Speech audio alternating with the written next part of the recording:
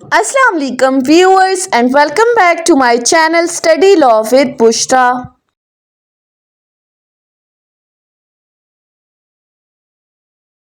So we were discussing Punjab Tenancy Act 1887 and in today's video we are going to discuss from section 58 onwards. But before starting the discussion, I request you all to please subscribe to my channel and don't forget to press the bell icon for latest updates.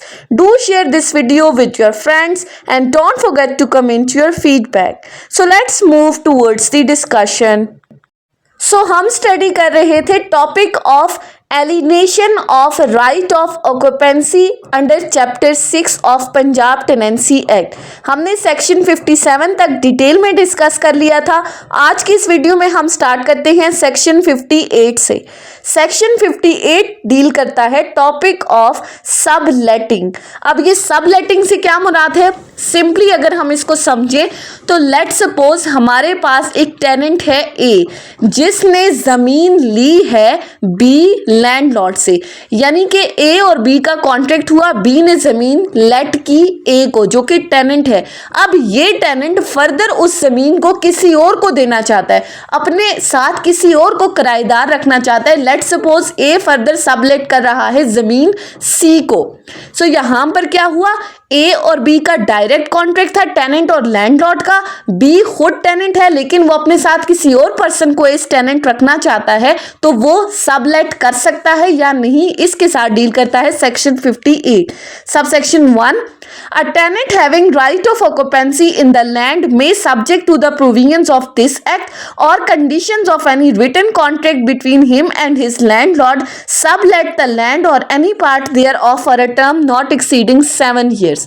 पहली बात कि tenant के पास right है, a tenant having the right of occupancy में, ऐसा tenant जिसके पास right of occupancy है उसको ये राइट दिया गया है कि वो ज़मीन सबलेट कर सकता है। लेकिन साथ में कंडीशन क्या है कि इस एक्ट की जितनी भी प्रोविजंस हैं उनको मद्देनज़र रखते हुए, और अगर टेनेंट और लैंडलॉर्ड का आपस में कोई रिटन कॉन्ट्रैक्ट हुआ है और इस रिटन कॉन्ट्रैक्ट में अगर लैंडलॉर्ड ये चीज़ मेंशन कर देता है कि मैं ज़मीन आपको दे रहा हूँ, आप फर्दर ये ज़मीन किसी और को लेट नहीं करोगे, तो ऐसी सूरत में टेनेंट का राइट ख़त्म हो जाता है। लेकिन अगर ऐसा कोई कॉन्ट्रैक्ट नहीं हुआ between the tenant and the landlord, तो at that time tenant has the right कि वो ज़मीन को सबलेट कर सकता है। लेकिन आया वो पूरी की पूरी जमीन को भी कर सकता है या उस जमीन का कुछ हिस्सा भी वो सबलेट कर सकता है, किसी और पर्सन को दे सकता है।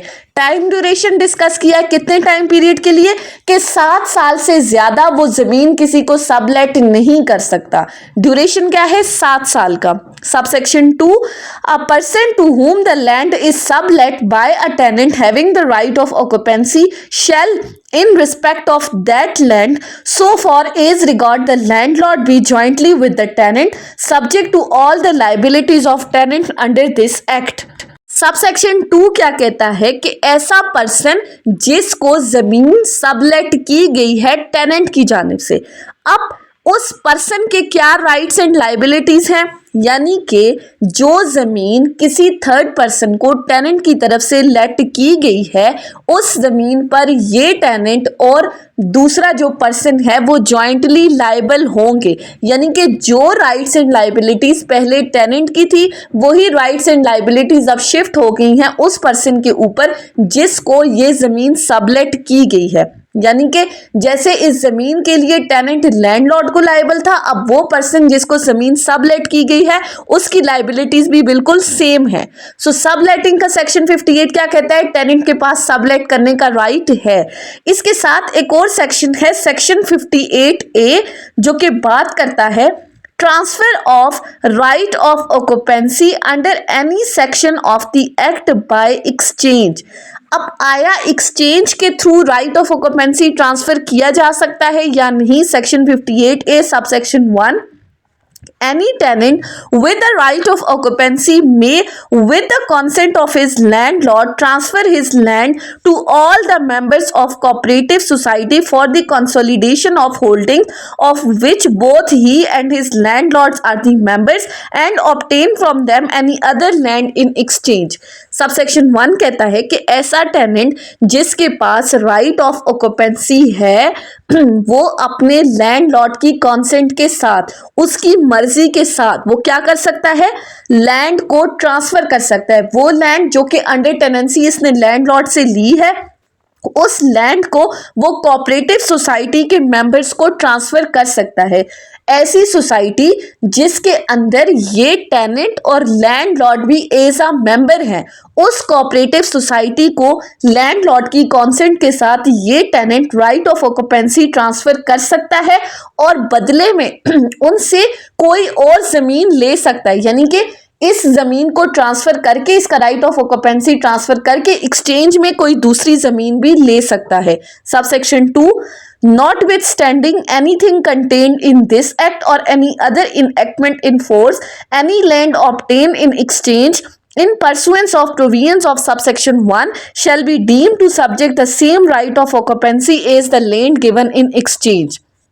कि इस एक्ट में जो बात लिखी गई है उससे हटकर, या अगर कोई और लॉ उस वक्त इन्फोर्स था उससे हटकर जो जमीन टेनेंट ने इन एक्सचेंज उस कोऑपरेटिव सोसाइटी से ली है अंडर सबसेक्शन 1, उस जमीन के ऊपर इस टेनेंट के राइट ऑफ ऑक्यूपेंसी बिल्कुल सेम होंगे।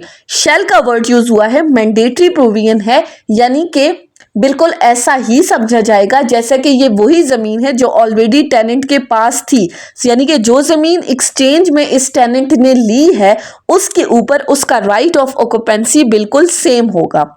सो सेक्शन 58A ने क्या कहा, टेनेंट कॉन्सेंट ऑफ लैंडलॉर्ड के साथ राइट ऑफ ऑक्यूपेंसी को ट्रांसफर कर सकता है, इन एक्सचेंज कोई दूसरी जमीन भी ले सकता है और उस जमीन के ऊपर उसके राइट ऑफ ऑक्यूपेंसी बिल्कुल सेम होंगे जैसा कि पहले जमीन के ऊपर थे। सो ये थी हमारी आज की डिस्कशन सेक्शन 58 और 58A के ऊपर। नेक्स्ट वीडियो में हम टॉपिक ऑफ सक्सेशन को डिस्कस करेंगे कि सक्सेशन के थ्रू राइट ऑफ ऑक्यूपेंसी कैसे ट्रांसफर होता है। सो आई होप कि आपको ये लेक्चर समझ में आया होगा। अगर आपने इस वीडियो को अटेंटिवली सुना है तो अगर आपको ये वीडियो अच्छी लगी है तो इस वीडियो को लाइक करें, कमेंट करें और चैनल को जरूर सब्सक्राइब करें। Thank you so much for watching this video. Till then, अल्लाह हाफिज।